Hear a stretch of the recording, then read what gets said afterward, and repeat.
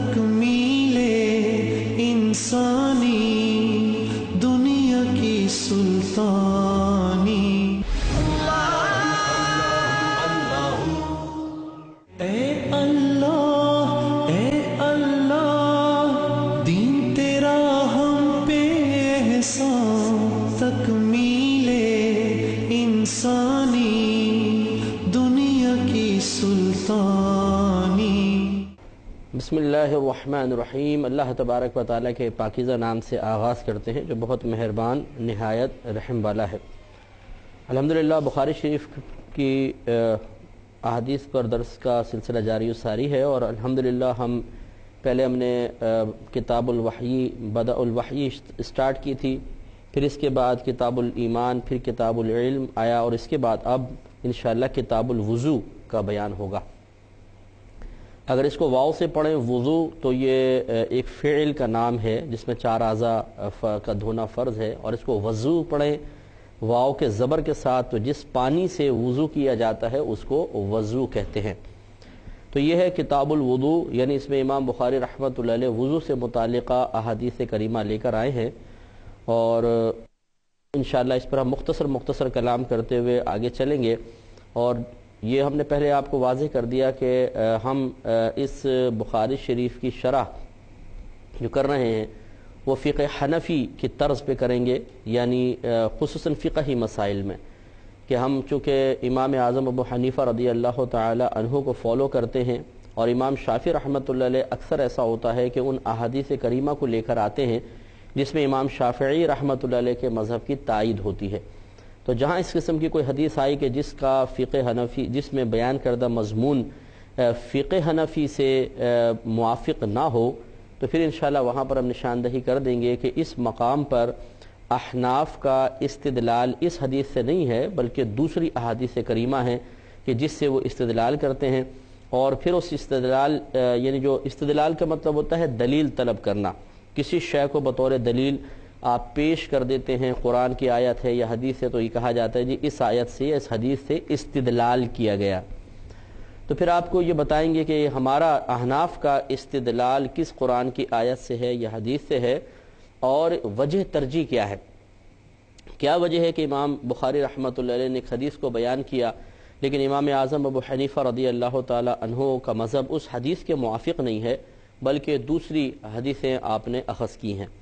اور یہ میں پہلے آپ کی خدمت میں وضاحت عرض کر چکا ہوں کہ امام بخاری رحمۃ اللہ علیہ جو احادیث کریمہ بخاری میں لاتے ہیں اس میں کوئی دوسرا کلام نہیں ہے کہ وہ صحیح ترین حدیث پاک ہیں، بالکل صحیح ترین ہیں، لیکن جب 2 حدیثیں ایسی آ جاتی ہیں کہ جو باہم ایک دوسرے سے ٹکرا رہی ہوتی ہیں، یعنی ان کے مضامین بظاہر ایک دوسرے سے ٹکرا رہے ہوتے ہیں، تو پھر یہ علماء کا کام ہے کہ اولاً وہ کوشش کرتے ہیں کہ دونوں حدیثوں پر اس طرح عمل کیا جائے کہ دونوں ہی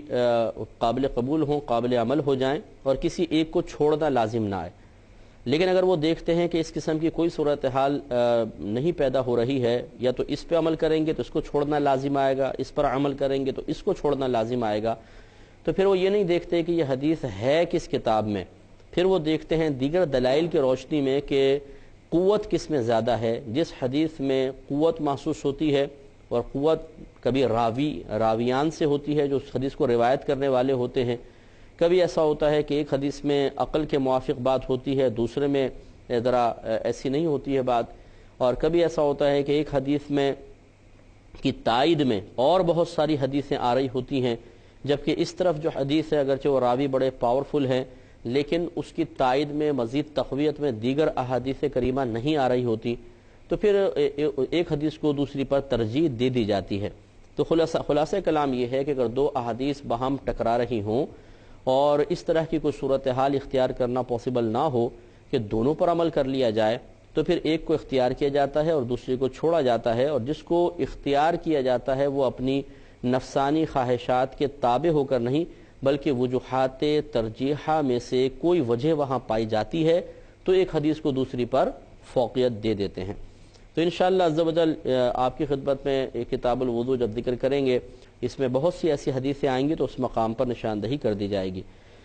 آغاز کرتے ہیں اس کا پہلا جو باب امام بخاری رحمۃ اللہ علیہ نے قائم کیا ہے، باب ما جاء فی الوضوء، ان احادیث کا باب جو وضو کے سلسلے میں وارد ہوئی ہیں، بیان کی گئی ہیں۔ اس میں پہلے آپ ایک حدیث بیان کرنے سے پہلے ایک آیت ذکر کرتے ہیں۔ یہ فرماتے ہیں وقول اللہ تعالی اذا قمتم الى الصلاة فاغسلوا وجوهكم وأيديكم الى المرافق وامسحوا برؤوسكم وارجلكم الى الكعبين، سورہ مائدہ کی آیت نمبر 6 ہے، جس میں اللہ تبارک و تعالی نے وضو کے 4 فرائض کا تذکرہ کیا ہے۔ تو امام بخاری رحمۃ اللہ علیہ حدیثیں بیان کرنے سے پہلے ایک آیت کو ذکر کر رہے ہیں تاکہ وضو پر استدلال کے وضو کرنا ضروری ہے قرآن سے ہو جائے، اور قرآن کی آیت جو ایک نص قطعی ہے اسے وضو کے فرائض کے بیان کے سلسلے میں آپ نے پہلے پیش فرمایا۔ اس کا ترجمہ یہ ہے، اللہ تعالیٰ فرماتا ہے کہ اذا قمتم الی الصلاۃ، اور جب تم کھڑے ہو نماز میں، لیکن نماز میں کھڑے ہو کر کیا وضو کیا جائے، چونکہ اس کا مضمون ظاہری طور پر ایک عقل کے موافق نہیں تھا، یعنی عقلی رسائی وہاں تک نہیں ہو رہی ہے، اور اگر حقیقت حال دیکھا جائے تو وہ اکثر اس کے خلاف ہی رہی ہے۔ نبی کریم صلی اللہ علیہ وسلم کا عمل اس کے خلاف رہا ہے کہ نماز میں کھڑے ہونے کے بعد کسی نے وضو نہیں کیا، نماز سے پہلے کیا ہے۔ تو پھر فقہا ان نبی کریم صلی اللہ علیہ وسلم کے عمل مبارکہ کو دیکھتے ہوئے اور دیگر احادیث کریمہ میں جو کچھ بیان ہوا اس سے استدلال کرتے ہوئے قرآن کا درست مفہوم اخذ کرتے ہیں۔ گویا کہ بظاہر قرآن پاک میں جو کچھ لکھا ہوتا ہے، یعنی ظاہری طور پہ جو الفاظ اور اس کے مفہوم ہوتے ہیں، بسا اوقات وہ مراد نہیں ہوتے بلکہ کچھ اور مراد ہوتا ہے، اور اس دیگر جو معانی ہیں ان کی مراد کی تعیین، یعنی یہ مراد لیے جائیں گے، اس کی تعیین اپنے پاس سے نہیں کی جاتی بلکہ دیگر دلائل ہوتے ہیں۔ تو جیسے یہاں پر ہے کہ اگر کوئی اللہ تعالیٰ نے فرمایا جب تم نماز میں کھڑے ہو تو پھر ان 4 اعضاء کو دھو، تو لازم سی بات ہے کہ نماز میں کھڑے ہونے کے بعد تو اعضاء دھونے کا حکم نہیں ہوگا۔ تو اس کا مطلب یہ ہے کہ جو ظاہری طور پہ مفہوم سمجھ میں آ رہا ہے وہ حقیقتاً یہاں مراد نہیں ہوگا۔ اس لیے فقہا نے پھر اس میں یہ تعویل کی کہ گویا کہ اللہ تعالیٰ یوں فرمانا چاہتا ہے کہ جب تم نماز میں کھڑے ہونے کا ارادہ کرو، یعنی وَإِذَا قُمْتُمْ جو ہے وہ اذا اردتم کے معنی میں ہے، اردتم یعنی جب تم ارادہ کرو، تو جب تم نماز کا ارادہ کرو فاغسلوا وجوہکم، تو دھو تم اپنے چہروں کو، وایدیکم اور اپنے دونوں ہاتھوں کو، الی المرافق کوہنیوں سمیت، وامسحوا برؤوسکم اور مسح کرو اپنے سروں کا، وارجلکم اور دھو تم اپنے پیروں کو، الی الکعبین دونوں ٹخنوں سمیت۔ تو معلوم یہ ہوا کہ اس میں اللہ تبارک و تعالی نے 4 فرائض کا تذکرہ کیا ہے۔ 4 اعضاء کو دھونے کے لیے چونکہ اللہ تبارک و تعالی نے باقاعدہ حکم دیا ہے، اس میں امر کے صیغے استعمال ہوئے ہیں، اور جب مطلقاً امر ذکر کیا جائے یعنی اس میں کوئی کنڈیشن نہ ہو، اس میں کوئی اور دیگر معاملات نہ ہو، کوئی ایسا قرینہ نہ ہو جو صیغہ امر کہتے ہیں جس میں حکم موجود ہو، وہ کوئی ایسا وہاں قرینہ موجود نہ ہو جو یہ ظاہر کر رہا ہو کہ یہاں حکم مراد نہیں کچھ اور مراد ہے۔ جب ایسا قرینہ بھی نہ ہو تو جب صیغہ امر آئے گا تو اس سے ضرور ایک فرض ثابت ہوگا یا واجب ثابت ہوگا، کوئی نہ کوئی شاید لازم ہونا ثابت ہوگی۔ لہذا چاروں جو اس میں صیغے استعمال ہوئے، فاغسلوا اللہ تعالیٰ نے فرمایا، اور وامسحوا، تو ایک چیز سے پہلے وامسحوا ہے اور 3 چیزوں کے لیے گویا کہ فاغسلوا ہے، دونوں امر کے صیغے ہیں، تو یہ وجوب کے لیے ہے۔ گویا کہ معلوم ہوا کہ چہرے کا دھونا، پھر دونوں ہاتھوں کا کوہنیوں سمیت دھونا، اور سر کا مسح کرنا، اور دونوں پیر ٹخنوں تک دھونا، یہ وضو کے 4 فرائض ہیں۔ اب یاد رکھیں کہ چونکہ صراحتاً قرآن پاک سے ثابت ہوا، تو جو قرآن کی نص قطعی سے کسی چیز کی فرضیت ثابت ہوتی ہے اس فرض کو کہتے ہیں فرض عملی، فرض اعتقادی، کیونکہ اس کے فرض ہونے کا اعتقاد رکھنا ضروری ہوتا ہے، اس کا یقین رکھنا ضروری ہے، اس کا اعتقاد رکھنا ضروری ہے، تو اسے کہتے ہیں فرض اعتقادی۔ اور اگر کوئی ایسی چیز ہو جو مجتہد یہ کہے کہ یہ اگر وضو میں یا کسی بھی عبادت میں نہیں ہوگی تو اس کے بغیر عبادت ادا ہی نہیں ہوگی، گویا کہ نظر مجتہد میں کسی شے کا ہونا اس قدر ضروری ہوتا ہے کہ اگر وہ نہ ہو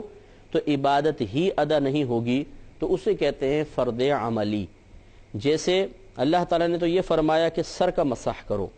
تو یہ اعتقاد رکھنا واجب ہوا، لازم ہوا کہ سر کا مسح کرنا فرض ہے، لیکن کتنے سر کا مسح کرنا فرض ہے یہ اللہ تبارک و تعالی نے یہاں ذکر نہیں فرمایا، تو امام اعظم ابو حنیفہ رضی اللہ تعالی عنہ کے نزدیک چوتھائی سر کا مسح کرنا فرض ہے، جو یہاں سے ثابت نہیں ہے بلکہ انہوں نے دیگر احادیث سے کیا ہے، جو اپنے وقت پہ انشاءاللہ ہم آپ کی خدمت میں عرض کریں گے۔ تو معلوم یہ ہوا کہ امام اعظم رضی اللہ تعالیٰ عنہ کے نزدیک چوتھائی سر کا مسح کرنا ایک ایسا ضروری عمل ہے جس کے بغیر وضو کی عبادت مکمل ہو ہی نہیں سکتی ہے۔ لہٰذا اب ہم یوں کہیں گے کہ سر کا مسح کرنا فرض ہے، اس کا یقین رکھنا ضروری ہے، یہ فرض اعتقادی ہو گیا، اور چوتھائی سر کا مسح کرنا فرض ہے، اس کا یقین رکھنا کہ یہ فرض ہے، تو یہ ایک فرض عملی ہے، اس کا بھی یقین رکھا جائے گا کہ دونوں فرض ہیں۔ فرق یہ ہوگا کہ فرض اعتقادی کا انکار کرے تو انسان کافر ہو جاتا ہے، اور فرض عملی کا انکار اگر دلیل کے ساتھ کرے تو کوئی گمراہی نہیں۔ جیسے امام شافعی رحمۃ اللہ علیہ چوتھائی سر کا مسح فرض نہیں مانتے، ان کے اپنے دلائل ہیں، لیکن اگر کوئی جہالت میں مبتلا ہو کے فرض عملی کا انکار کرے گا تو گمراہ تو کہلائے گا، اس کو کافر نہیں کہیں گے۔ لہذا گویا کہ خلاصہ کلام یہ ہوا کہ فرض کی دو قسمیں ہیں، ایک فرض اعتقادی ہوتا ہے، ایک فرض عملی ہوتا ہے۔ فرض اعتقادی تو اس ضروری کام کو، ضروری چیز کو کہتے ہیں کہ جس کی فرضیت، جس کا لازم ہونا قرآن پاک کی نص قطعی سے ثابت ہو، کسی ایسی دلیل سے ثابت ہو جس میں شک کی کوئی گنجائش نہیں ہے، اسے کہتے ہیں فرض اعتقادی۔ اور اگر کوئی ایسی چیز ہے کہ جو قرآن کی کسی نص قطعی سے تو ثابت نہیں ہے لیکن نظر مجتہد میں اتنی ضروری ہے کہ اس کے بغیر عبادت ہی ادا نہیں ہوگی، تو پھر اسے کہتے ہیں فرض عملی۔ لہذا ان چار اعضاء کا دھونے کا اعتقاد رکھنا یہ لازم ہے، ان چاروں کی فرضیت جو ثابت ہو رہی ہے وہ فرض اعتقادی ہے، اور چوتھائی سر کے مسح کی جو فرضیت امام اعظم رضی اللہ تعالیٰ عنہ احادیث کریمہ کی روشنی میں ثابت کر رہے ہیں وہ فرض عملی ہے۔ فرض اعتقادی فرض عملی میں ایک فرق اور یوں سمجھ لیجئے آپ کہ فرض اعتقادی ثابت ہوتا ہے کسی ایسی دلیل سے جس میں شک کی کوئی گنجائش نہیں، یعنی ایسی قرآن کی آیت کہ اس میں مجتہد کو بھی وضاحت کی ضرورت نہ پڑے، بالکل واضح مضمون ہو۔ اب اگر کسی چیز کی فرضیت ثابت ہوگی تو ہم کہیں گے یہ فرض اعتقادی ہے۔ اور فرض عملی جو ثابت ہوتا ہے وہ نص قطعی سے نہیں ہوتا، وہ نص ظنی سے ہوتا ہے۔ چنانچہ احادیث کریمہ میں چونکہ ظن ہے، یہ ظنی ہے، ان میں قطعیت اتنی نہیں ہوتی جیسے قرآن کی واضح آیات میں ظنی قطعیت ہوتی ہے، لہذا جو ظنی دلیل سے ثابت ہوتا ہے اسے فرض عملی کہتے ہیں۔ اور لیکن نظر مجتہد میں اتنا ضروری ہوتا ہے کہ اس کی بغیر عبادت ادا نہ ہو سکے، تو دو چیزیں سمجھ لیں کہ اس کا ہونا لازم ہے نظر مجتہد میں کہ اس کے بغیر عبادت نہیں ہو سکتی، اور نمبر دو وہ ظنی دلیل سے ثابت ہوتا ہے تو اسے فرض عملی کہا جاتا ہے۔ تو یہ دو اس میں بڑے فرق ہیں، یہ ذرا ذہن میں رکھیں، اگر یاد رہے تو بہت اچھی بات ہے، ورنہ بھول گئے تو کوئی بات نہیں۔ تو اللہ تعالیٰ نے چار یہ فرائض ذکر کی ہیں، سورہ مائدہ کی آیت نمبر 6 ہے، یاد رکھیں۔ آگے امام بخاری رحمۃ اللہ علیہ نے پہلے اپنا ایک قول ذکر کیا، ایک بات بیان کی ہے، پھر حدیث کی طرف آئیں، وہ انشاءاللہ آپ کو یاد ہوگا کہ ہم 134 حدیثیں بیان کر چکے ہیں، تو ہم 135ویں حدیث پر آئیں گے۔ امام بخاری رحمۃ اللہ علیہ فرماتے ہیں کہ نبی کریم صلی اللہ علیہ وسلم نے یہ بیان کیا ہے کہ وضو کا فرض ایک ایک بار دھونا ہے، اور آپ نے دو دو بار بھی دھویا ہے، اور تین تین بار بھی، اور 3 بار سے زیادہ نہیں دھویا، اور اہل علم نے وضو میں اسراف کو مکروہ کہا ہے، اور نبی کریم صلی اللہ علیہ وسلم کے فعل سے تجاوز کرنے کو بھی مکروہ قرار دیا ہے۔ یہ امام بخاری رحمۃ اللہ علیہ نے اپنی ایک بات بیان فرمائی ہے، بیچ میں اس کی تھوڑی وضاحت کرتے ہیں پھر آگے چلتے ہیں۔ یہ آپ دیکھیں گے آگے حدیثیں آئیں گی کہ نبی کریم صلی اللہ علیہ وسلم نے ایک بار صرف ایک بار اعضاء کو دھویا، فرمایا یہ وہ وضو ہے جس کے بغیر اللہ تعالیٰ کسی کی نماز قبول نہیں فرماتا۔ پھر دو بار آپ نے اعضاء کو دھویا اور فرمایا کہ یہ بھی ایک وضو ہے لیکن ابھی اور اس میں مطلب تکمیل کی ضرورت ہے، اور پھر آپ نے 3 بار وضو فرمایا اور فرمایا کہ یہ ایک کامل وضو ہے۔ مختلف الفاظ آئے ہیں، میں اپنے الفاظ میں اس کو ذکر کر رہا ہوں، تو گویا کہ نبی کریم صلی اللہ علیہ وسلم نے